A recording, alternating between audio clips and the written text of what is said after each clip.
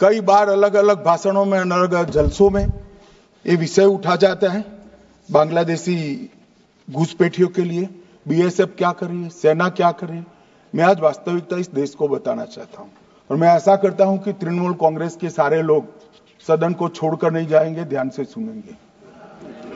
मान्यवर, हमारी बांग्लादेश के सटी हुई सीमा, अब सुनिए भाई, हमारी बांग्लादेश से सटी हुई सीमा 2216 किलोमीटर है।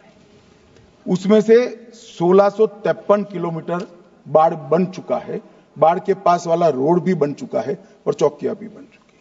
शेष फेंसिंग की लंबाई है 563 किलोमीटर।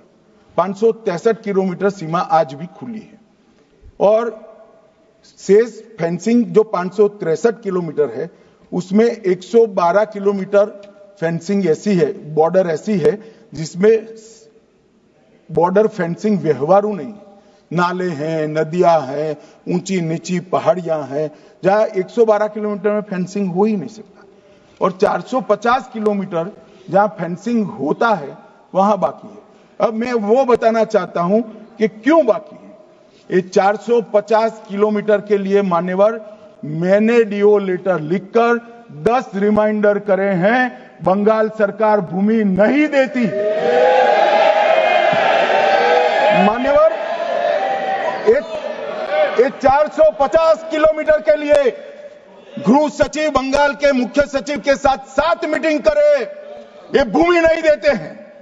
मान्यवर, जहां फेंसिंग लगाने जाते हैं सत्ताधारी पार्टी का कैडर आकर हुड़दंग करता है, धार्मिक नारे लगाता है। और मान्यवर, मैं कहना चाहता हूं कि ये 450 किलोमीटर फेंसिंग रुकी है तो केवल और केवल बंगाल सरकार की दया की दृष्टि घुसपैठियों के पर जो है इसके कारण।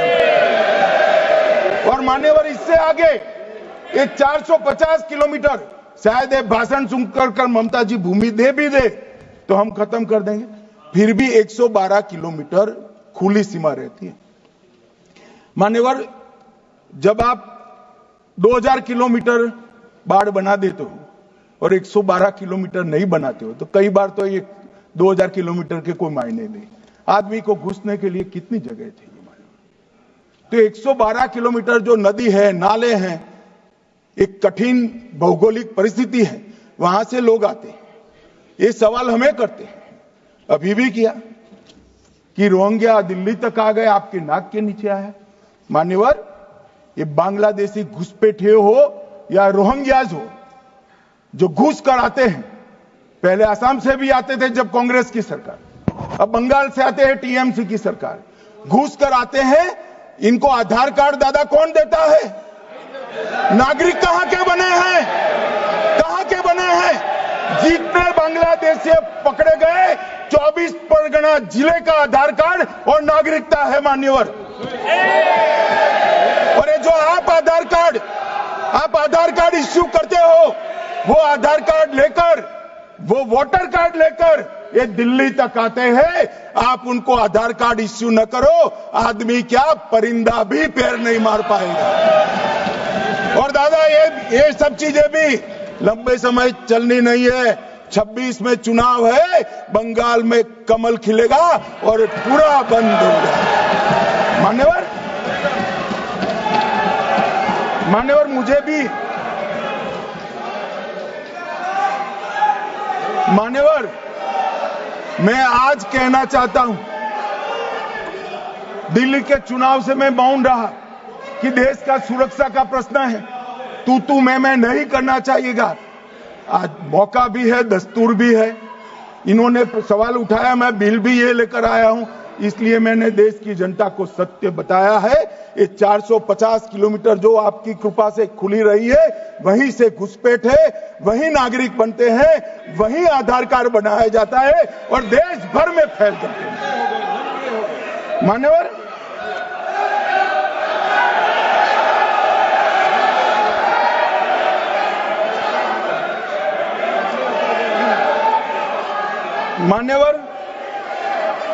एक सदस्य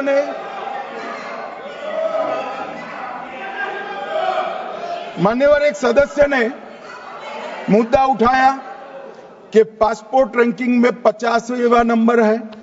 मान्यवर, ऐसा कोई सरकारी सर्वे नहीं है, एक निजी एनजीओ ने सर्वे कर दिया है। अब मुझे ये समझ में नहीं आता, इंडी अलायंस के नेता जब से राहुल गांधी बने हैं, सरकार के अधिकृत डेटा की जगह वो एनजीओ का ही डेटा खंगालते हैं। कई बार तो भाषण भी एनजीओ का दिया हुआ करते थे मान्यवर, और कई बार छापा बगैर का संविधान भी लहरा देते हैं। मुझे मालूम नहीं है क्या हुआ है इस देश को। कनिमोझी जी ने कहा कि इतने सारे तमिल शरणार्थी आए हैं, इसके लिए भारत सरकार की नीति क्या है। बहुत अच्छा मुद्दा मान्यवर, मेरा भी वो शरणार्थियों के लिए दिल इतना भी दुखता है जितना कनिमोझी का दुख। मगर उन्होंने कहा आपकी नीति क्या है। मैं नीति बताता हूं। 1986 से जो भारत सरकार का नीति है, और जब आप 10 साल यूपीए सरकार में थे तब जो आपका नीति था वही हमारा नीति है। ये तो 74 से आए, अब 10 साल था, दयानिधि जी भी मंत्री थे, बालू जी भी मंत्री थे, कुछ नहीं किया। और हमें सवाल कर रहे हैं कि आपने क्या किया। भला आपने कर दिया होता तो हमारे लिए तो बारी ही नहीं आती। मान्यवर, तमिल शरणार्थियों की नीति में हमने फुल स्टॉप कॉमा का बदलाव नहीं किया है। जिस सरकार में डीएम के हिस्सेदार थी वही नीति को हमने जस का तस अपनाने का काम किया है। अगर कुछ बदलाव करना है तो मुझे दे दो, देखना, हम सोचेंगे। मान्यवर,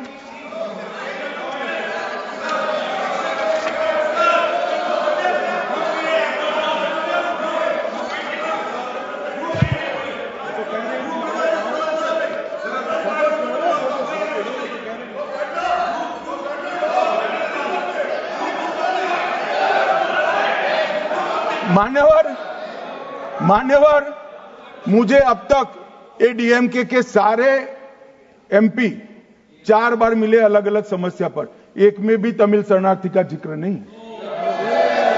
और कहते हैं डू समथिंग। भाई आप तो कहते हैं, हमने तो आपकी नीति पर चले, हम माने ये सच्ची होगी। अभी भी आप दीजिए, हम सोचेंगे इस पर।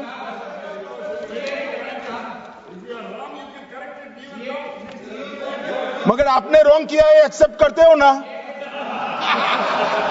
आपने रॉन्ग किया वो तो स्वीकार कर लिया, चलो अच्छी बात है।